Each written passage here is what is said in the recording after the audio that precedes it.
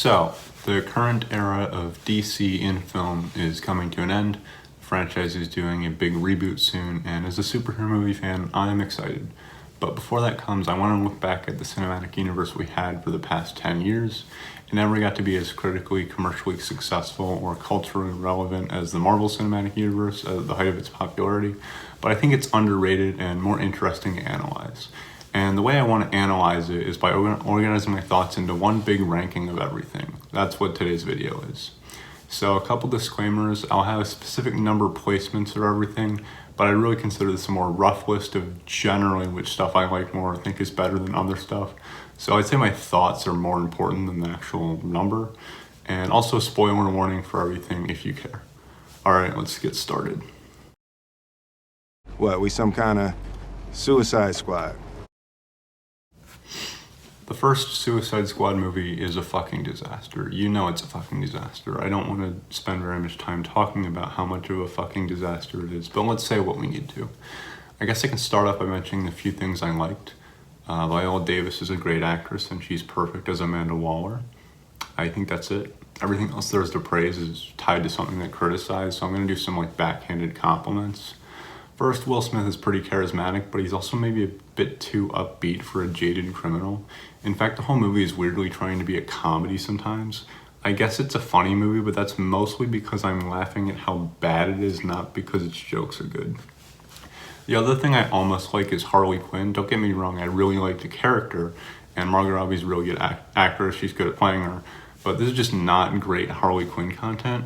First of all, so she in this movie is just one of the biggest examples I can think of a female character who's incredibly obviously written by a male writer. Some of the dialogue and even the way she's just presented is just awful. And second, one of the most defining things about Harley is that she eventually frees herself from a toxic Joker relationship, and it's usually a very powerful moment for her. Because the Joker is a horrible monster, especially when he's fucking Jared Leto. But yeah, this movie doesn't do any of that because Warner Brothers wanted to twist that toxic relationship into a marketable couple. Warner Brothers kind of did a lot of twisting around with this movie in post-production because their recent superhero movies were divisive and they wanted to see if they could make it more like other superhero movies that were recent that people liked. And we can kind of see how that turned out. Many of the scenes just feel like they're in the wrong order or they're turned into limited moments. And I'm pretty sure that the plot literally does not make any sense because of it. Not that I care about the plot enough to think about if it's coherent, but yeah, the editing that was done is just exceptionally noticeable in the first third. It just keeps switching between licensed music songs as we get introduced and reintroduced to all the characters. What bugs me about this sequence, aside from the sheer volume of pop music getting genuinely unbearable, is that some of the characters get several exposition scenes and then some just show up at the end of the section. It's a very off-balanced feeling. The first third contrasts with the rest of the movie where they just kind of ran out of licensed music and it's just in a boring city and they fight boring faceless enemies. And the army of actually not that boring but still stupid and underdeveloped villain. Yeah, the Enchantress is, I guess, an interesting concept that they don't do much with. Criminals on a suicide mission, also a pretty interesting concept, but this movie is just messed with too much and it ends up being just a really unentertaining experience. I want to end with something nice though, so I will say that if the David Ayer cut of this movie, the original intended version, if that ever gets allowed to be a thing, I guess I'd be willing to check that out. But as for the studio metal product, I'm not sure I ever want to watch it again. Yeah. Something is definitely bleeding. There really is no reason to watch the theatrical cut of Justice League now that the Snyder Cut exists. I hadn't seen it since 2017, so I rewatched it just to be sure, and yeah, it's not good. I guess I found some enjoyment from watching Justice League, but that's only because I'm fairly aware of all the production issues the movie went through. That type of thing is pretty interesting to me, and the movie itself is some of the evidence of everything that happened. I think the best way to review it is going to be to just go into how certain instances of the troubled production present themselves in the movie. We can start with things just like runtime and release date. So Batman v Superman is a big movie, a lot happens in it, but it lays straightforward enough groundwork for what the next movie needs. The League has 6 members, including 3 who haven't been formally introduced and 1 who needs to get revived, and they all come together and defeat an alien threat. So by my and other people's estimate, that's about 3 hours of movie to properly develop everything. The theatrical product is only 2 hours, and it feels like just going through the motions and speed running a story it's not really interested in. This choice was made for a variety of reasons, but mainly because Warner Brothers executives wanted a runtime under 2 hours in order to be able to screen the film more times per day. Speaking of the day, let's discuss the release date. It might not seem like that was a big deal, but it kind of is if you know the full story. So originally Zack Snyder, who also directed Man of Steel and Batman v Superman, was going to direct Justice League as well. However, he experienced a family tragedy and had to step down. And Warner Brothers could have delayed the movie, but they had their big corporate bonuses to keep, so they didn't. The movie still needed to get finished though, so they brought on Joss Whedon. But we like Joss Whedon, right? He made the first 2 Avengers movies. Yeah, I can see how he would seem like a good choice, but there's 2 things to consider. So first, despite the Avengers and the Justice League, they're both superhero teams, they kind of have different tones. And this is especially true with regards to Zack Snyder's vision. He kind of introduced less traditional versions of some of the characters for the most part so that they could eventually grow as characters and get closer to the usual depictions. In the theatrical cut, everyone is just suddenly acting like the most basic interpretation of the particular character, and it just feels really unearned. Also, side note, the music is now heroes like Superman and Batman. They got their classic themes, and I just don't really like seeing those musical cues used for these versions of the characters. It doesn't work for me. Anyway, the other big thing about Joss Whedon is that he's a pretty sucky person. He's been pretty much canceled now, and rightfully so. This really wasn't as big of knowledge back then, and the production of this movie helped reveal a lot of things about Joss, because it was right at the beginning of the Me Too movement. But yeah, Whedon is bad. I think his Wikipedia page, specifically the personal life section and all the stuff about the Justice League movie production, it's actually very interesting. It details exactly how much of a scumbag the dude is. Read more of it if you're interested, because for this video segment, I only want to cover what's noticeable in the theatrical product. Let's finally get into that. I already mentioned how the story is super condensed and made less compelling, so I think I'll just go character by character. First, there's an alien villain, Steppenwolf, and in this he's just a mush of bad CGI with some very generic and underwritten motivations. In addition to directing, Whedon also reworked the screenplay, and it shows. Superman does generally act something like the Christopher Reeve incarnation, but there's just no charisma due to his weird CGI face. He was contractually obligated to keep a mustache for another film, so in this movie he has these like last-minute visual effects on his face. Batman is also uncompelling. He's reduced to either acting like a complete doofus or a complete asshole, and overall not just seeming to want to be there. Probably because Ben Affleck, who's the actor in this with probably the most film experience, saw how terrible the production was and, didn't want to be there. Wonder Woman's primary character trait is that she's not over Steve Trevor. That's a great way to write female characters. She also gets really over-sexualized in this, culminating in a scene where the Flash falls and lands on her chest. It's not even a funny joke, but Whedon insisted so much that when Gal Gadot refused, they just did it with a stunt double. Speaking of unfunny, Flash is not the only character to have them, but he does have the most jokes and quips, and not a lot of them land. One infamous one of the jokes is Aquaman sitting on the lasso of truth, and that scene just really sums up how much this film got sabotaged. Aquaman himself is really mean through a lot of the movie for no good reason, especially to Cyborg. And then with that latter's connection to the mother box, he should have been one of the main characters, but he's just kind of in there as an afterthought. So putting everything together, this movie really is obsolete. It came into existence because of studio meddling, and it's one of the safest, most bland superhero movies around. I guess you can watch it to help visualize all the behind-the-scenes issues, but otherwise, please just choose the real version of the story. As the hierarchy of power in the DC universe is about to change.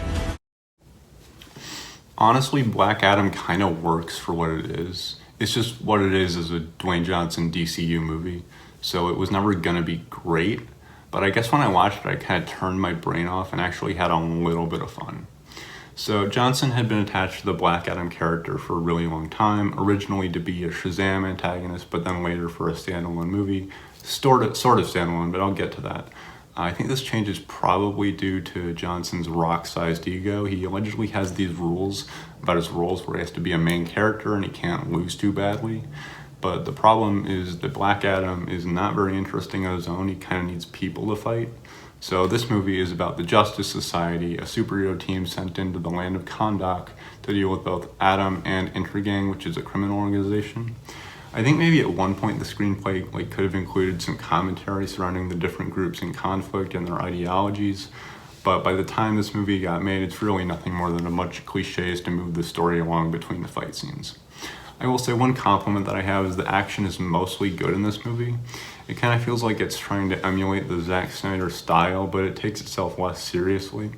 Black Adam doesn't have the most interesting powers, he's just a rougher version of Shazam, but the Justice Society is actually a bit of fun. I'm not super into Atom Smasher or Cyclone, but Hawkman and especially Dr. Fate are cool. Fate is probably the best part of the movie. His magic uses and story arc are both really unique, at least by this movie's standards. Speaking of magic, the Shazam Wizard is in this for a bit, which is neat. And there's also stuff from the Task Force X corner of the universe.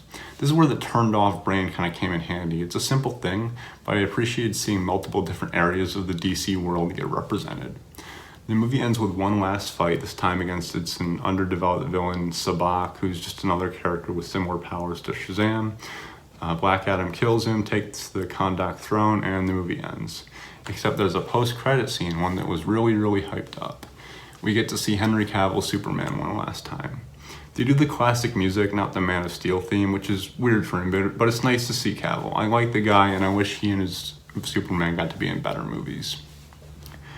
Quick side note, I want to cover how at one point there was a lot of drama about how James Gunn, who's currently working on the next Superman movie, fired Henry Cavill. That's not really what happened. Gunn was working on Superman for a long time. It just got announced more recently, and his movie was likely never going to have Cavill. Then Dwayne Johnson gets Cavill last minute to do the cameo because he actually promised a Man of Steel sequel. Cavill didn't want to play Superman unless he would get confirmed for a movie. That's why you see him as a faceless stunt double in some of the other projects. But yeah, then there was miscommunication that announced after this that Cavill was back as Superman going forward. So yeah, a lot of drama. Anyway, Johnson also likes this version of Superman and wants to fight him in a movie. That's what the credit scene sets up. Yes, Dwayne Johnson, who looks like this, wants to fight Superman. Okay. I guess at one point Johnson also had big plans for a Black Adam-centered DCEU. Well, there is no Black Adam cinematic universe. I know, unfortunately. I liked the first installment of it so much. Sarcasm over. Black Adam is a fine enough movie to turn your brain off to, but not something I would actually call good. Oh, hey, what's up? I'm a superhero. I don't even think it's all that bad, but Shazam! Fury of the Gods is a movie that's just a little disappointing for me.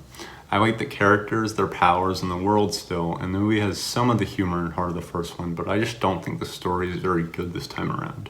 It incorporates a lot of Greek mythology ideas, and that's neat, but it feels like including them is one of the movie's only goals. There's a golden apple tree, other gods, a giant dragon, other various monsters, and even these grimdark unicorns. It's like someone made a checklist of cool myths they read about, and then that got turned into a screenplay. All of it is connected together by the villains, these goddesses who want to steal the power of the gods back from the kids. They're not very interesting as antagonists. One thing I did think was interesting was the humor. I find this movie very funny, basically about the same amount of laughs as the first one, but I also feel that sometimes I'm laughing at the movie as opposed to with it. I was asking myself, is this scene funny because the jokes are landing or because I'm laughing at something like the bad storytelling? Or maybe it's just Zachary Levi isn't as charismatic this time, and Billy is in the superhero form a lot. It's weird, one of Billy's scenes where he's Asher Angel at the end, I remember actually being somewhat emotional and dramatic. It was nice. But most of the movie he's in the Shazam form acting like a doofus. Freddie Freeman, though, especially in this movie, is a character I like a lot more. He gets to hit it off with Anne and Thea, a new character. They're pretty cute together. I mean, Jack Dylan Grazer and Rachel Zegler are two of the best actors of that age group, so it makes sense that they're capable of having good chemistry together. Actually, probably my favorite part of the movie. And then Zachary Levi Billy is just over here simping over Wonder Woman and otherwise being really cringy. I'm talking about the actor and the character. In real life, Levy has said some kind of weird stuff. I feel a little bad for him. It seems like his heart is maybe in the right place and he just wants to be in projects that people like, but he's also quite out of touch sometimes.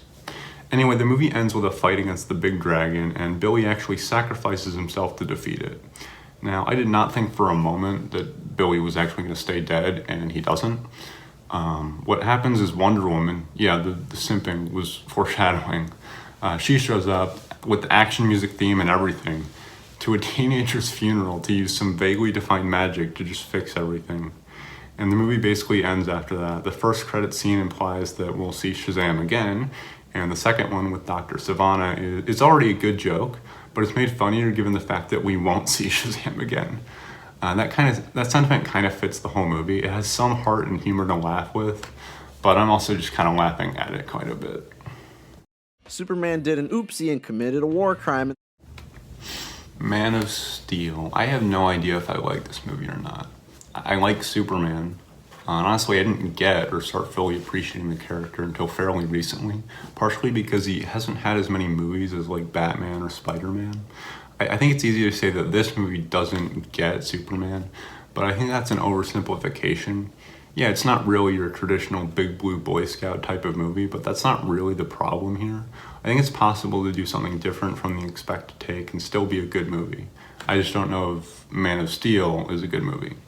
Let's go into more detail. I'll start on the technical side. Most of the visuals look good. There's some moments with really striking lighting, and the camera motion works pretty well for a movie that has a lot of flying characters. There are a lot of quick zooms though. Once you notice that, you really can't unnotice it. I don't have a lot to say about the acting. It was mostly fine. Bad dialogue gets weaker delivery, good dialogue gets stronger delivery, wow. I guess I'd consider Henry Cavill to be a charismatic lead. Obviously, he looks like Superman, so that's a plus. But sometimes the fact that he has to hide a British accent kind of interferes with things. Although I do really like the scene where he first starts to fly. He's just got a big smile on his face. That's very fitting. The one thing that for sure is a positive is the score. I'm actually not a huge Hans Zimmer fan, but I like the music from this movie very much. Honestly, more than John Williams' theme for the 1978 movie. Shifting gears, the thing about this movie that most people are mixed on is the story. I definitely see what it's going for, but I'm just not 100% sold. A couple quick things. First, I didn't mind the non-linear storytelling. I'm not sure if it added to the film, but it didn't detract.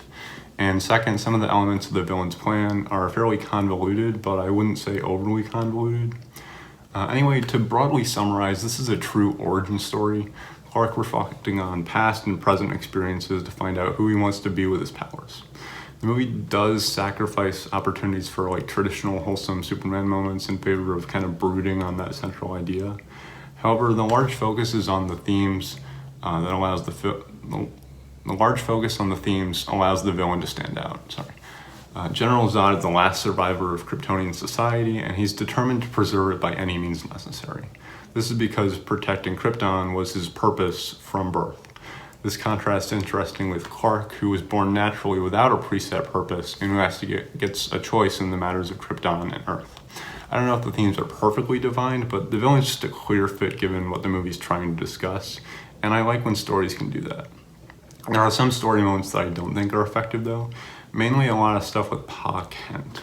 I would say the movie's trying to express how he's just a farmer, doesn't have everything figured out about raising a son with powers, but it sometimes seems like he's prioritizing concealing the powers above everything, even if it means people die. I can see how Clark learning that he doesn't have to hide his powers would be compelling, but the idea just isn't developed well in this movie.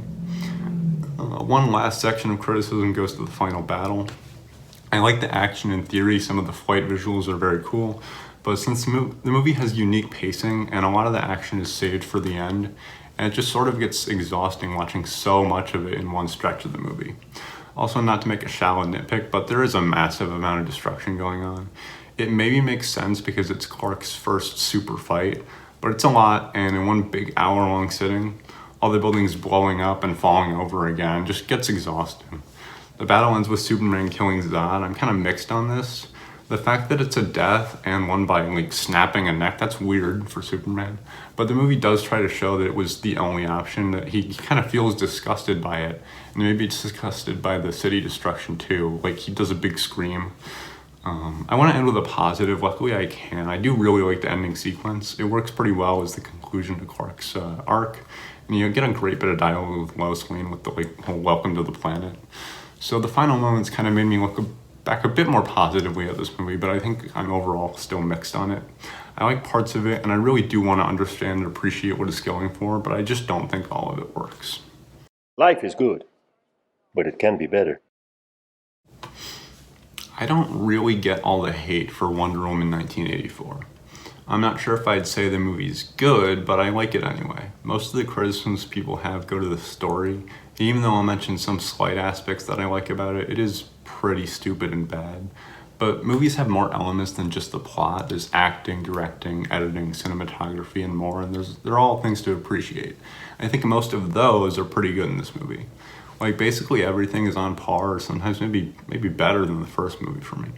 I like Diana and Steve, they're still very charismatic leads. I like the look and feel of the movie. The music specifically is something I enjoyed a lot. And I like the action. I think it fits the Wonder Woman character, even if Diana isn't in the Wonder Woman costume a whole lot. Apparently that's a complaint some people have. It is a nice costume, bright colors.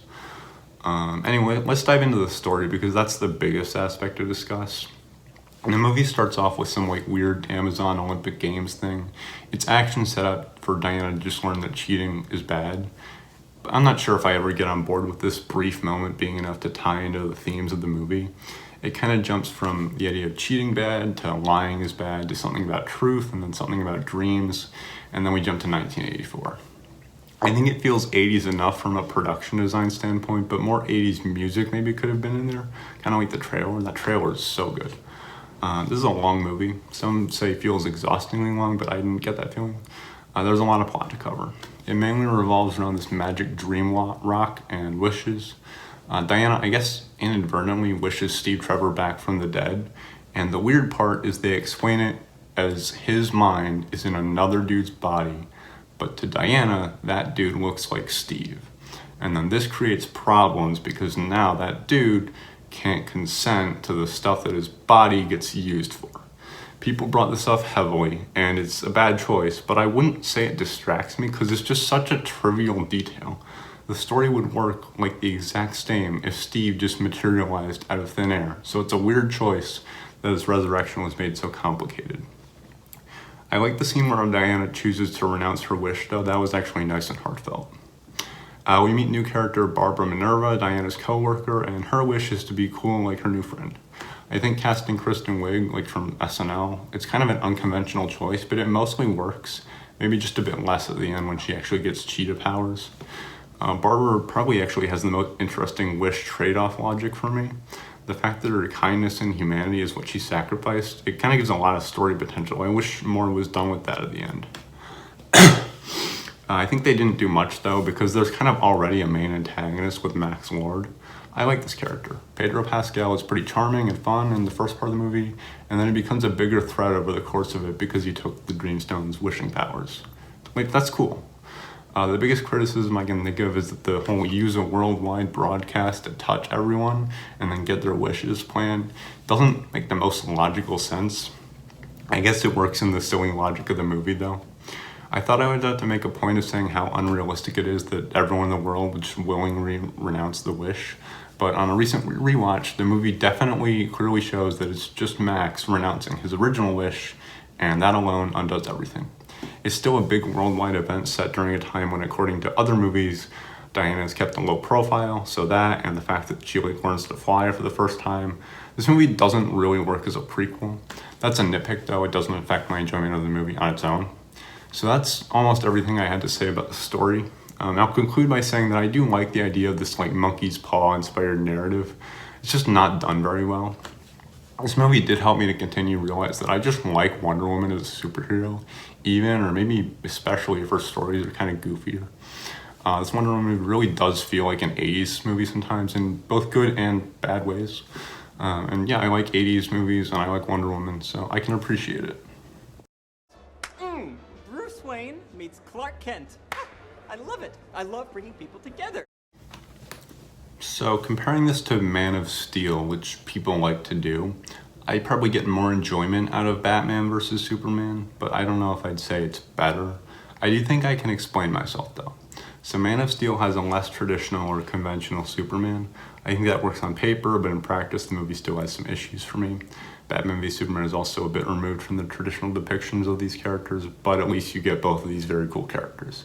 You actually get a lot of characters and themes and plot and everything, because this movie was really when DC actually started to want to try this whole cinematic universe thing.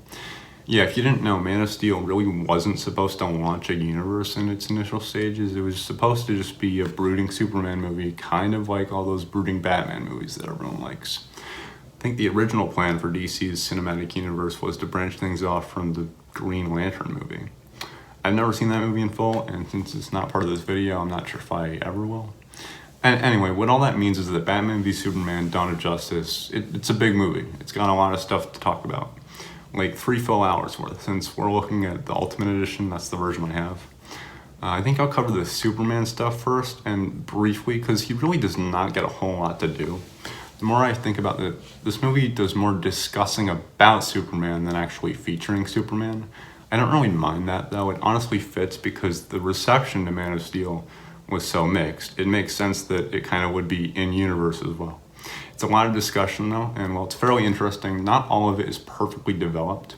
Lois Lane's investigative journalism subplot especially was not very compelling. But I will say, I didn't notice any plot holes that bugged me. The theatrical version probably had some. That's what happens when you force a dense 3-hour movie into 2.5 one. Anyway, enough about Superman. This is just so obviously Batman's movie, so let's talk about him. First off, I'm less critical of an alternate take on Batman because I'm more familiar with Batman. He already has a whole bunch of movies, so this one is kind of just doing what it needs to stand out, and that's fine. Maybe the whole using guns and killing people and branding criminals is a bit too edgy, but this Batman is meant to be one that regressed as a character into this edgy phase. I still like him, though. Ben Affleck is just doing a really good job as this character for the most part. From Bruce doing detective work, to putting on the Playboy act for a bit, to some pretty good action in the Batsuit. This movie again saves most of the action for the end, but I remember there being one moment where the screen shifted aspect ratio before an action scene. Yeah, the Ultimate Edition does this. It takes a bit of getting used to, and I'm not sure there's a solid rhyme or reason for when the shifts happen. But anyway, I actually got really pretty hyped. This Batman gets a new musical score bit, and I like it. I want to praise the entirety of the music, actually. It uses leitmotifs very well, and I love when movies do that. Last few notes on Bruce, though. I really like the opening scene where he watches the Metropolis destruction. Maybe didn't need the moments of the Wayne's death again, though. And speaking of that, even I'm not going to defend the save Martha scene. Well, I will kind of. The purpose of the scene is for Bruce to finally see that Superman isn't an alien monster. He's a person just like him. But we could have just said, save my mother or something. The fact that it's Martha and that's both their mom's name is very silly. Speaking of silly, I want to talk about what really made this movie entertaining for me. So you had the discussions on Superman, and that kind of shows that this movie thinks it's super deep. And then you have Batman, and that kind of shows that this movie thinks it's the coolest thing ever. So what represents how densely packed full of crazy stuff this film is? I would say Lex Luthor, honest. He has an incredibly convoluted plan to get Bruce and Clark to hate each other, and he's also monitoring everything else going on. And the stuff that spews out of his mouth is just ridiculous. The character shouldn't work, most would say doesn't, but I got a ton of enjoyment from him. I'll even try to justify it. So the traditional, conventional Lex is a very interesting character. To some of the in-universe public, he's a cool, smart guy, but in private, he's an insecure creep obsessed with being better than Superman. This movie's Lex is just the latter, and also taken to an insane degree. I think it's kind of bold to focus on this side of him more. Also, it was really funny sometimes. He kind of just ties the whole movie together. This movie has a bit of Wonder Woman. She's cool. She works in the story. But since we're building a cinematic universe here, we also need to meet Aquaman and Flash and Cyborg. And Lex kind of has you covered with some little videos. And he also kind of Frankensteins together a big monster for the heroes to fight at the end. And it's more cool action, so thanks, Lex. Anyway, Superman sacrificed himself to kill the monster, and then we end with his or Clark's funeral. And I think the ending scenes are good, but at this point I was kind of ready for Batman v Superman, Dawn of Justice, this long-ass movie with a long-ass title, to be over. I don't dislike it, though. There's just a lot to be entertained by as the DCEU truly dawns. You should seek the services of a mental health professional. The Justice League is not very good at that part yet. I think The Flash might be the most cursed DC movie. This is probably going to be the most rambly section, but it's just actually insane how everything about it came into place. So a Flash film had been in the works for a while. It shifted between multiple different creatives, and it got delayed several times. The premise also changed up a bit with each group involved at one point, but eventually we start hearing about what the final project is going to look like.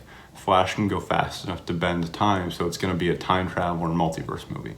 The story is going to allow the character to meet other versions of DC characters and just be put in an unfamiliar setting. It actually sounds pretty cool. And even though DC recently had some leadership changes, the DC Studios co-CEO, James Gunn, he hyped up the movie and he said it's one of the best superhero movies. So it was a little weird when the reviews finally came out and they just weren't great.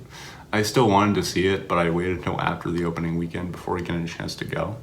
And I noticed that not many people were seeing it and it was going to be a big flop.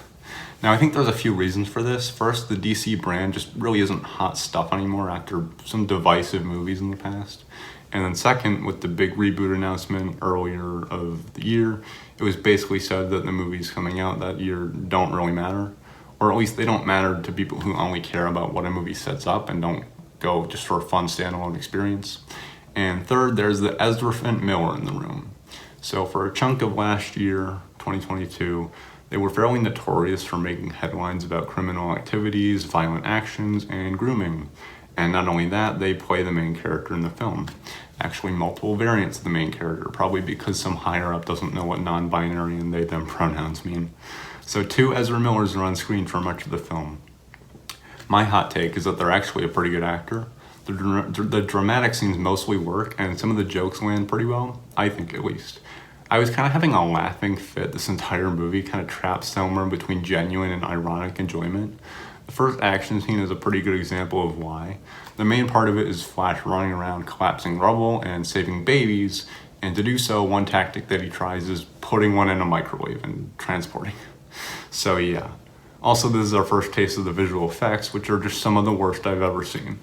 Now, there's an idea that the visuals are supposed to look less defined when the time travel stuff is happening, but the bad CGI exists also outside of the time manipulation scenes.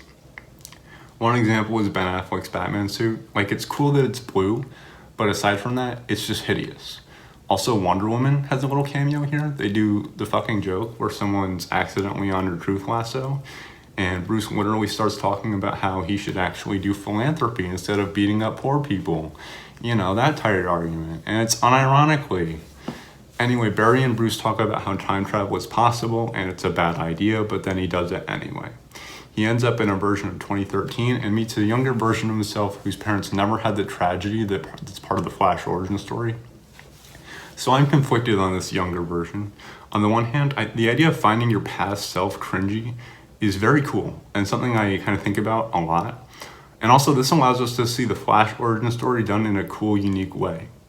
On the other hand, young Barry is annoying as shit.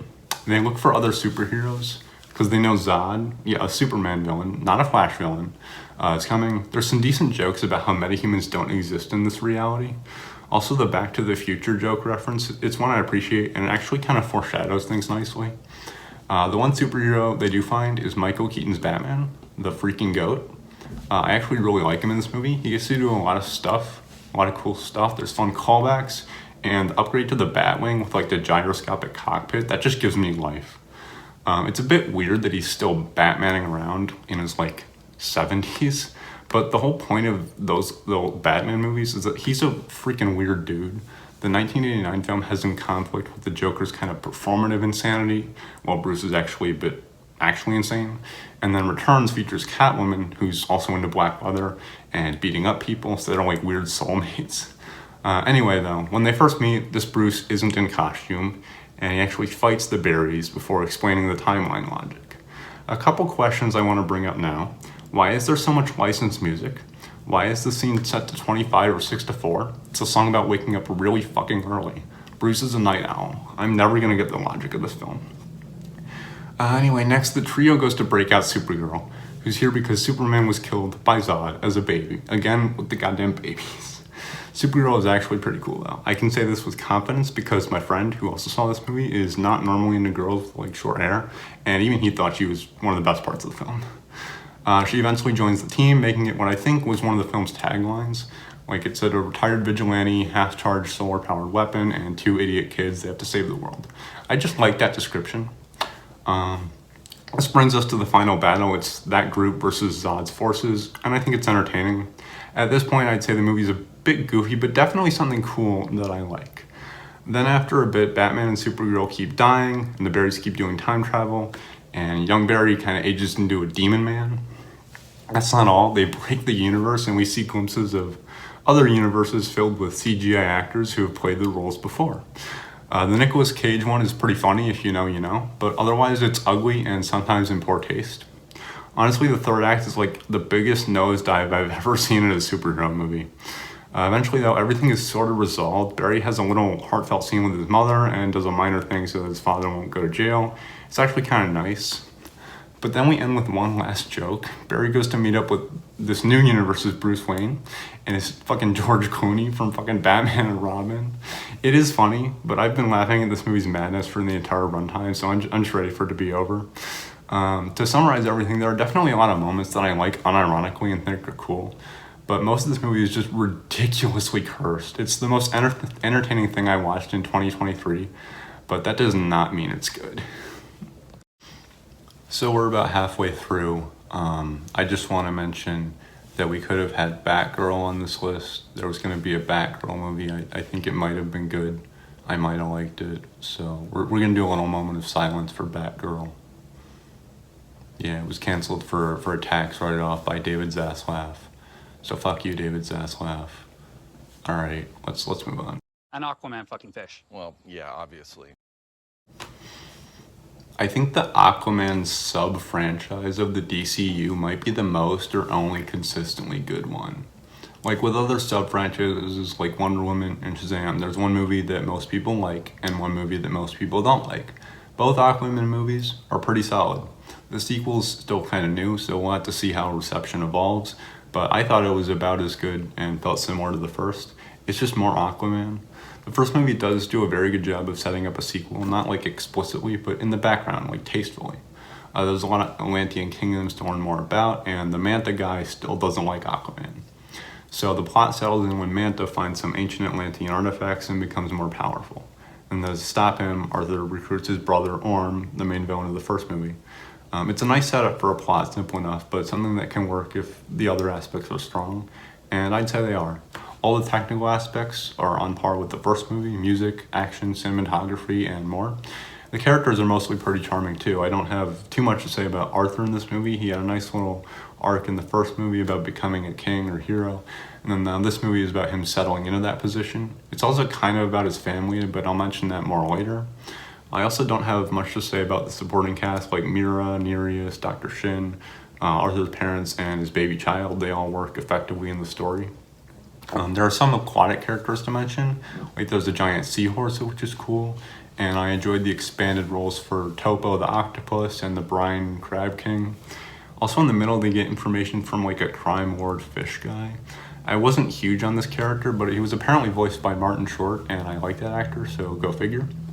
Another minor thing I wasn't into was this movie feels like a lot of it takes place on land compared to the first movie, which I would say has a pretty good balance of land and ocean set pieces. That's nitpicking though. My biggest, although still small, issue comes with Manta. I like Manta. He's a simple, understandable, and fun villain. But in this movie, it's just eventually revealed that he was sort of possessed by an evil Atlantean ghost, and that maybe undermines how much of a threat he is in terms of how evil he's willing to be.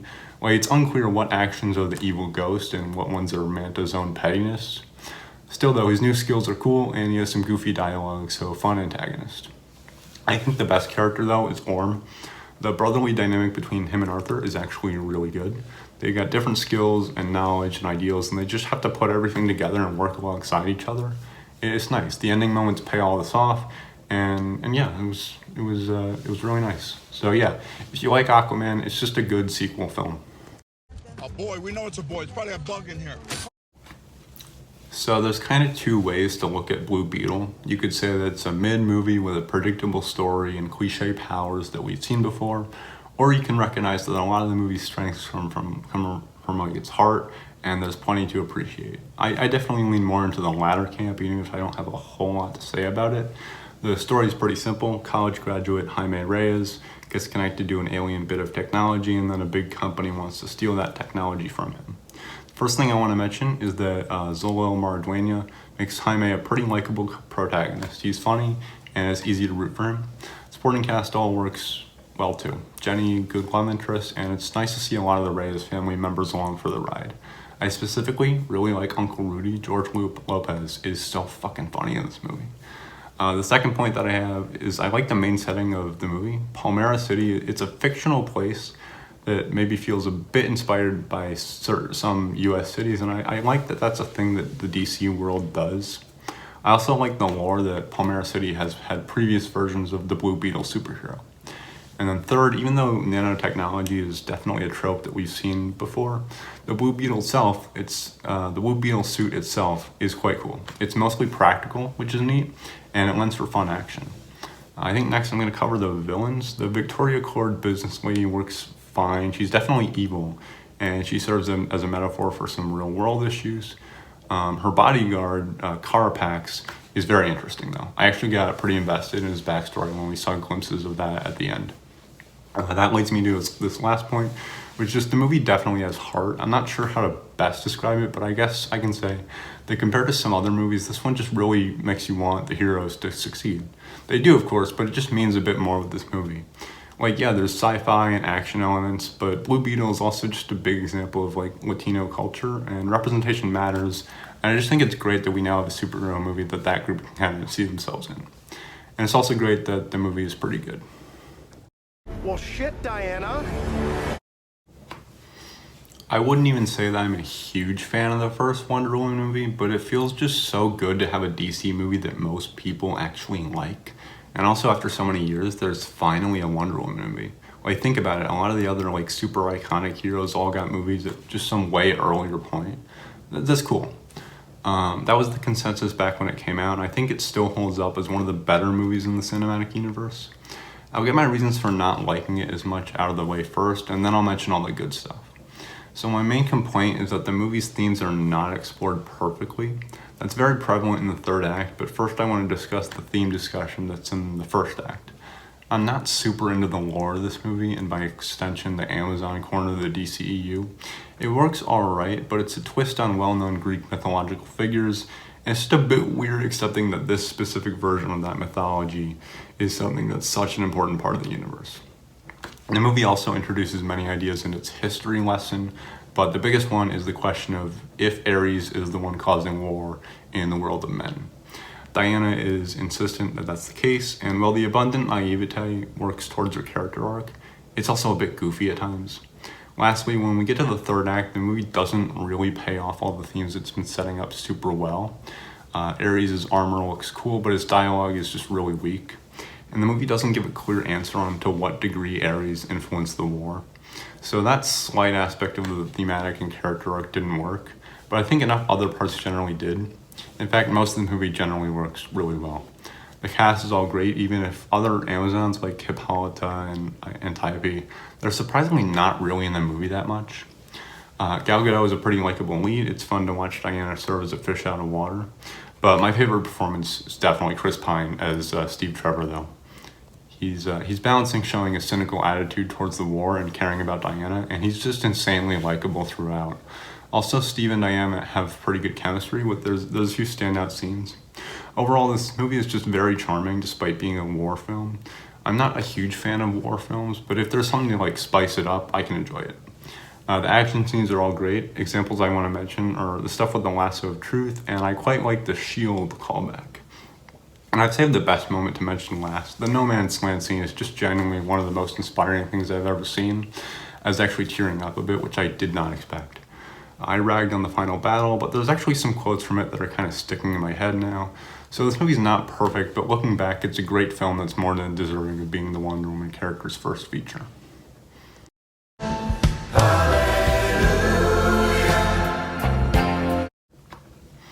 Zack Snyder's Justice League is actually pretty great. It really is the payoff to what Man of Steel and Batman v Superman set up for the most part. I have a few issues with it that I'll get out of the way first, but most of the segment is going to be praise. So things I don't really like. First, I was kind of disappointed by the music. Some of it has a different musical style that I don't think fits the story, and some tracks like the Amazonian chanting get overplayed. Second, the thing is definitely too damn long. I know it's a streaming exclusive, but 4 hours is too much to even refer to as a movie at this point. You could probably edit it down to maybe close to 3 hours. And third, the movie just sometimes gets too caught up in hinting towards future stories in this narrative. For example, there's a nice scene with Lois and Martha, and then it's revealed that it was actually Martian Manhunter, who's actually this one military guy who was in the other movies as well. It's a weird choice to introduce this character and then do it in this way. Also, I know there were plans at one point for second and third Justice League movies. If those story ideas were to ever get adapted, maybe in animated form, I'd probably check them out, but I'm just not clamoring for them. I don't know if they would have been good. They would probably deal more heavily with the nightmare apocalypse future. I didn't mention it in the Batman v Superman section, but that storyline just doesn't really interest me. It's just too edgy. I'd rather just view this movie as a conclusion to the storylines that Snyder worked on. Most of the visions of the future in this movie are like brief, and they're really just there to emphasize the stakes of what's going to happen if the team fails. And those I don't have much issue with. But there's a bigger scene at the end which ties into the evil Superman vision from BVS, and it has more Jared Leto Joker. I'm not a fan. It's like the only bad scene though. Everything else is pretty epic and satisfying. The film starts off with a visual of Superman's death awakening the mother boxes. It's a really cool idea. It's a good hook. Then we catch up with Batman. He gets to strategize and use new tech, and he even has a strong character arc continuing from the last movie. It's pretty compelling to watch him learn to work with others after he kind of started to do that a bit with Superman. The next character I want to discuss is Steppenwolf, who's now actually an effective villain. He looks a lot better with a cool spiky design and good CGI, and there's an interesting contrast with him being able to easily steal mother boxes from some powerful groups, yet he's still subservient to greater evil forces like Desaad. We get an expanded history lesson about the boxes from Wonder Woman, and see more ancient historical stuff as we're introduced to Aquaman. I don't really have a whole lot to say about either of these characters, but one thing I did notice is that many of the scenes of the Amazonian and Atlantean cultures, especially the action scenes, they feel a bit like Lord of the Rings, and I think that's pretty cool. A character I do have a lot of praise for is Cyborg, and that's because except for maybe Batman, he's the one that feels most like the main character of the film. It was a real pleasant surprise that he gets so much of the focus, and it's all very interesting. First, this incarnation of Cyborg is really powerful, and his powers are shown in a really unique way. Second, I like how a lot of the mother box tech is explained. And third, he has a great character arc. Specifically, I like some of the details surrounding how he goes from referring to his father only as a scientist to accepting what his father did for him. Moving forward through the film's story, I want to quickly mention one scene. It's just when the League is learning about what the mother box can do, and they all start to think about bringing back Superman, and the Man of Steel musical cue is building throughout. I don't even really have any analysis, just a scene that stood out to me. Continuing, they do bring back Superman, but not his mind. There's a fight, Lois Lane calms him down. Then we get to the final battle, and it's here where there's the most differences in plot to the theatrical cut. It's a pretty well-staged third act. Everyone has something to do. Superman flies in as well, and you get some pretty cool action.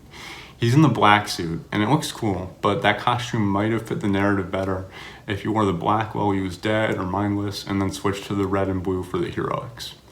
The absolute coolest scene, though, is definitely Flash entering the Speed Force. It's really powerful, creative visual storytelling. One last moment I want to mention is I really like when Steppenwolf is finally defeated. He's hit with a combo move and then sent back through the boom tube, and the shot follows him as his head is crushed by the foot of Darkseid. Again, it's just visual storytelling to establish a greater threat. It's fantastic. The film finishes with a narrated montage that ties into the overall themes. Every team member has grown and improved, and this is a really nice note to end on. Man of Steel and Batman v Superman are movies I'm kind of mixed on, but this epic film basically makes everything worth it. It's a compelling story with a lot of really cool moments deserving of these great characters, and I'm just so happy that this true version of Justice League was finally allowed to exist. It's true. The half-breed wields King Atlan's trident. He commands the sea.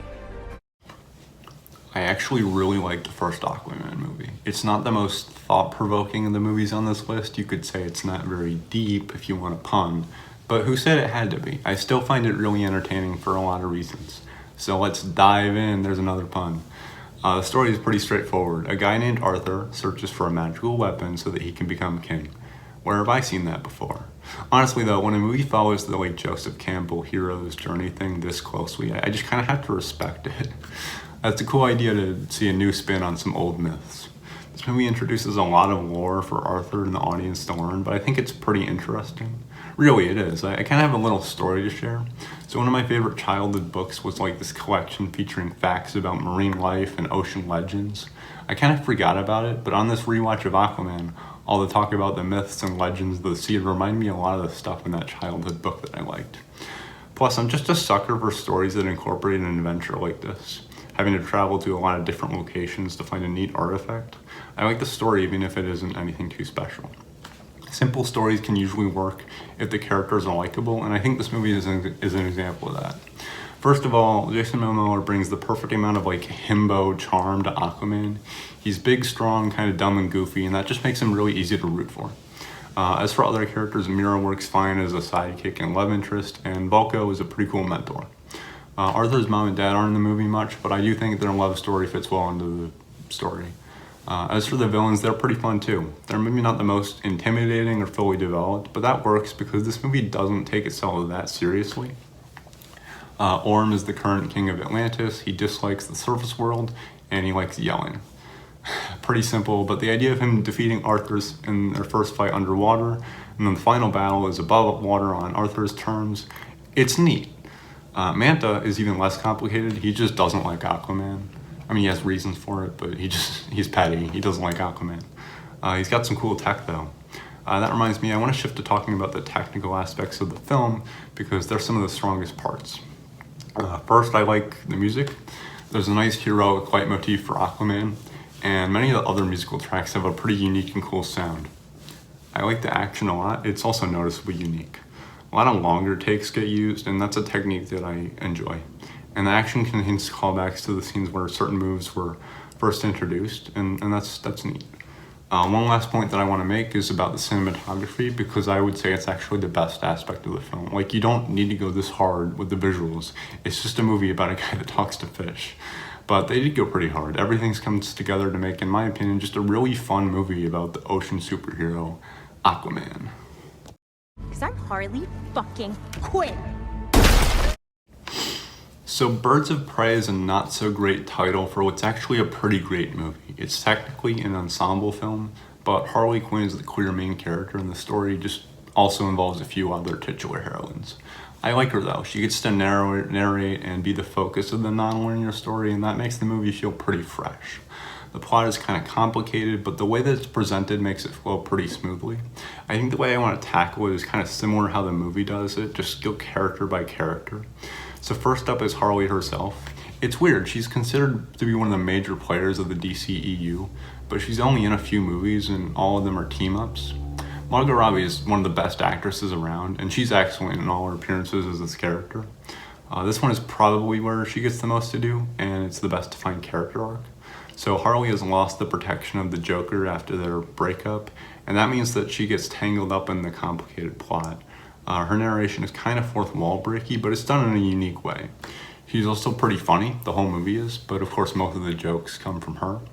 And lastly, her action scenes are fantastic. There's creative fighting styles that get used, and the choreography is just pretty much perfect. This is Harley's movie, and it's great Harley Quinn content. There's other characters too, though. The one I have more stuff to say about is the villain, Roman Sionis, or Black Mask. I think he's very entertaining. Ewan McGregor is just able to twist his charisma into a character that you like to hate. He has a lot of fun quirks, and the character is an example of and representation of misogyny, and that works quite well as the villain of a female-centric story. I don't have much to say about the rest of the characters. Black Canary, Huntress, Renee Montoya, Cassandra Cain, they're all cool and they bring interesting dynamics to the film. Even though the story goes all over the place, they all get time to be established as important players. Plot follows Sionis wanting a diamond MacGuffin, and eventually we learn how each character is connected to him or the diamond or both. It's pretty fun, but the movie really shines at the end when all the women finally team up. Action choreography is still great, and now it incorporates everyone's styles. It's a pretty good final battle, and it's nice to see the women get to the point of supporting each other. That's kind of what the whole movie is about. It's just Harley makes some new friends. So overall, even though I kind of sometimes forget if I haven't seen it in a while, Birds of Prey is just a really great movie, so definite recommend.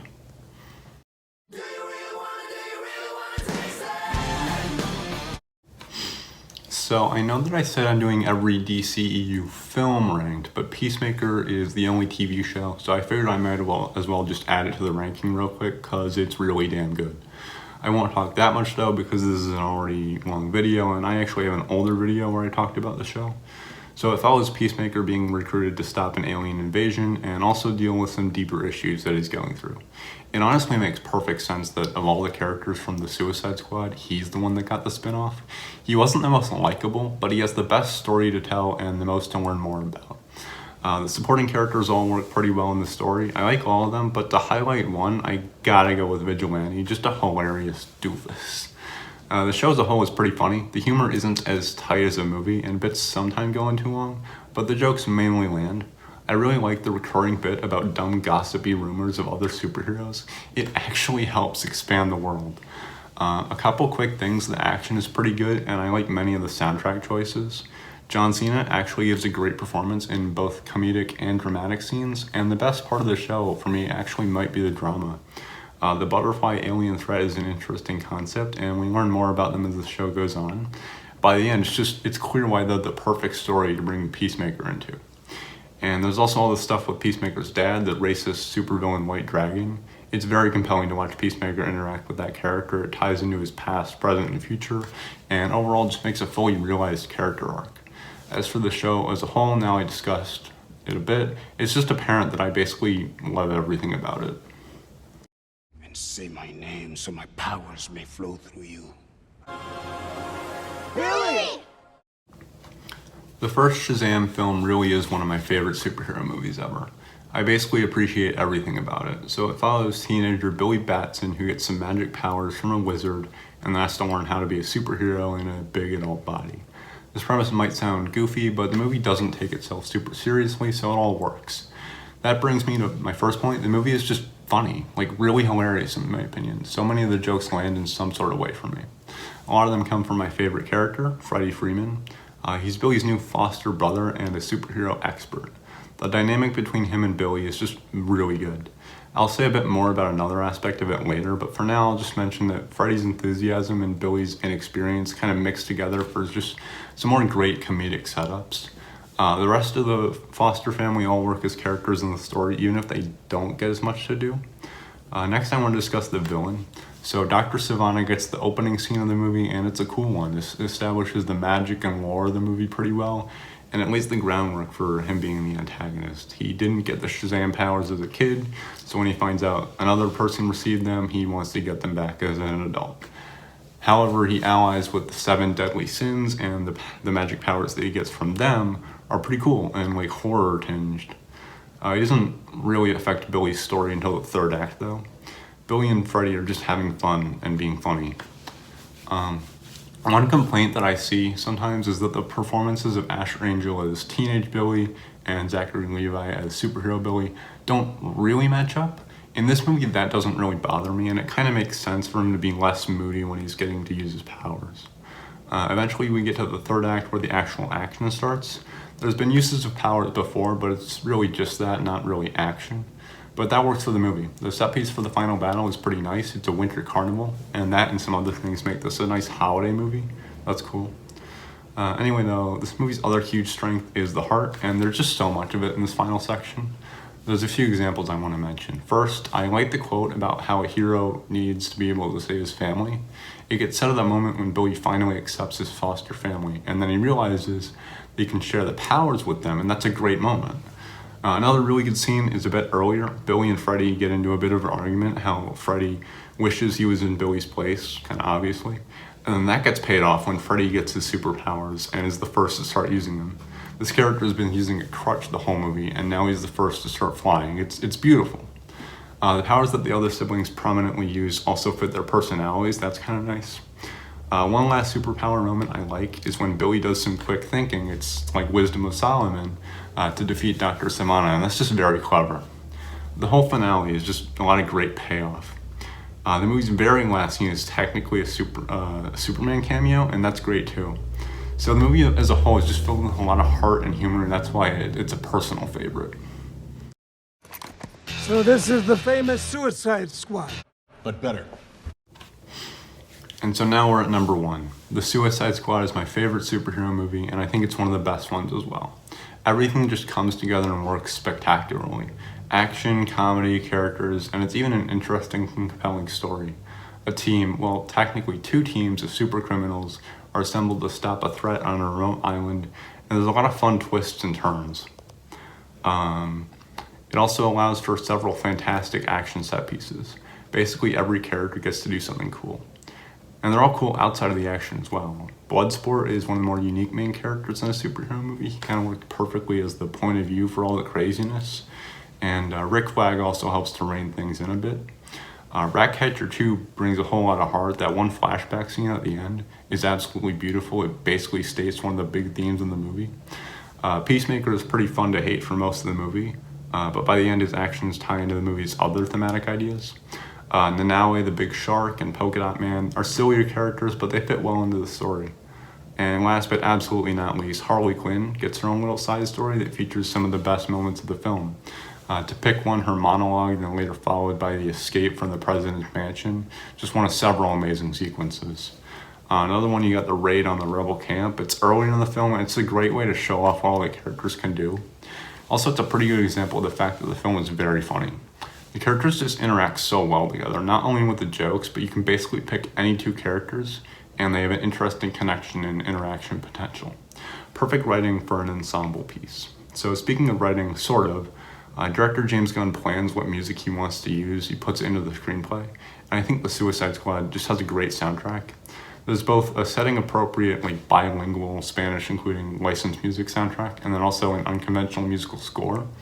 The latter really hits its stride in the film's final act during the moments when the team infiltrates the Jotunheim fortress, and then when they decide to be heroes and battle the giant monster that was locked inside. This last sequence reminds me of 2 last things I want to draw attention to. So first, there's these little title cards for different sections of the film. They appear in the background to kind of break it into sections, and they're all really creative. Special shout out to the 8 minutes earlier one we get towards the end. Second, there's a lot of awesome camera motions, so shout out to the cinematography. I'm just in love with the look and feel of this movie. Honestly, I'm kind of in love with the whole movie, and I hope I've said enough to justify why it's my absolute favorite. So that's my ranking of everything. Don't worry heavily about the specific order, it's just how I generally think all these movies compare, and wow, did I have a lot to say. This cinematic universe just has a lot to discuss about. I think I covered everything I wanted to, so I hope you found all my talking points interesting. I'm looking forward to DC's big reboot, but I appreciate much of the DCEU. I also enjoyed organizing my thoughts in it, so thank you for watching my YouTube video.